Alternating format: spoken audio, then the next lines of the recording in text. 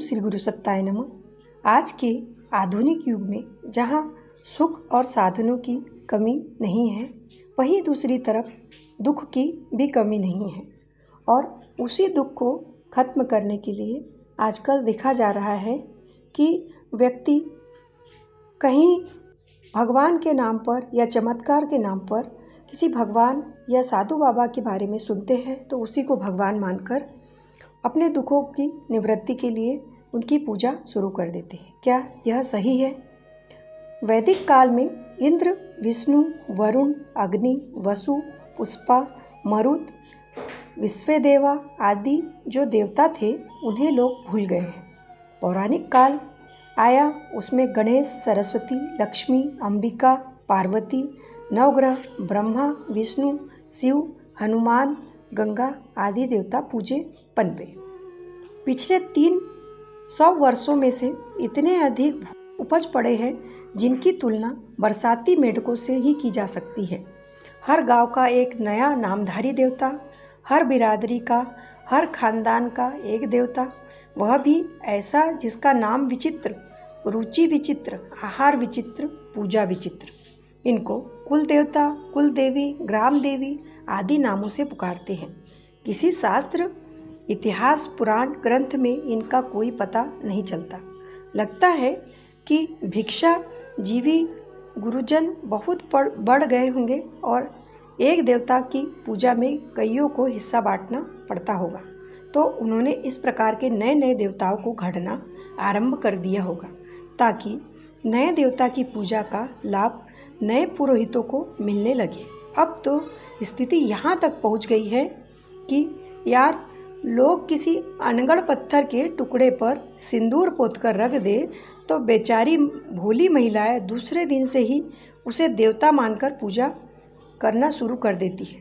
तथ्य का कोई पता नहीं लगाता कि जिसकी पूजा हम कर रहे हैं वह आखिर कुछ है भी या नहीं। अभी तो 4 वर्षों से उत्तर प्रदेश, मध्य प्रदेश और राजस्थान के कुछ भाग में भी एक नई देवी उपजी। उसका नाम है संतोषी माता। शुक्रवार के दिन उसकी पूजा होती है। भुने चने और गुड़ से उसका भोग लगता है। उस दिन घर भर कर कोई व्यक्ति खटाई नहीं खाता। एक बहू को वह कह भी जाती है जिसे उसके ससुराल वाले सताते थे। संतोषी माता का परिचय हुआ, थोड़ी सी पूजा की कि देवी झटपट प्रसन्न हो गई, बहू की मनोकामना पूरी कर दी और जिन सास आदि ने उसे सताया था उन्हें पूरा पूरा दंड दिया जाए। इस कहानी को पूजा करने वाले कहते और सुनते हैं। 3-4 वर्षों के भीतर ही यह संतोषी माता जन्मी और आंधी तूफान की तरफ फैल गई। अब तो बम्बई, कलकत्ता तक पहुंची है। भुने चने और गुड़ जहां ढूंढे नहीं मिलते, अब उसके बढ़िया पैकिंग बने हुए ऊंचे से ऊंची दुकानों पर धड़ाधड़ बिक रहे हैं। देवताओं की पूजा पर हमारा विश्वास है, मूर्ति पूजक भी है। सनातन धर्म के वातावरण में हम जन्मे और पाले पोसे गए हैं। देव पूजा और पौरोहित्य कर्म हमारी वंश परंपरा से होता आया है। अतएव पूजा उपासना का वातावरण देखकर हमें प्रसन्नता अनुभव होनी स्वाभाविक ही है।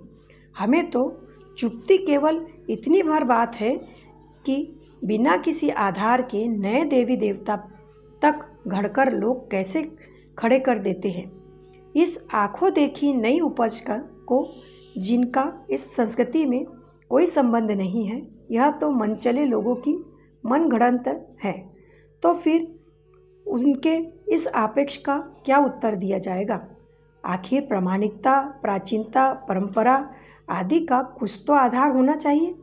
अपने नाम पर कुछ मांगने की अपेक्षा देवता के मनोती, पूजा पाठ, भेंट पूजा आदि के नाम पर मांगना अधिक सुविधाजनक है।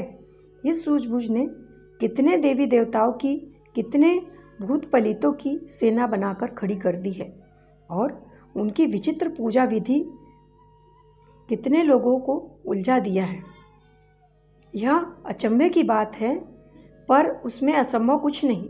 इतने ठाली बैठे व्यक्ति अपने गुजारे के लिए ऐसी घड़ंत गढ़ने और उन्हें फैलाने में लगे रहे तो भारत जैसी भावुक देश की जनता के लिए उसे देखते देखते अपना लेना कुछ कठिन बात नहीं।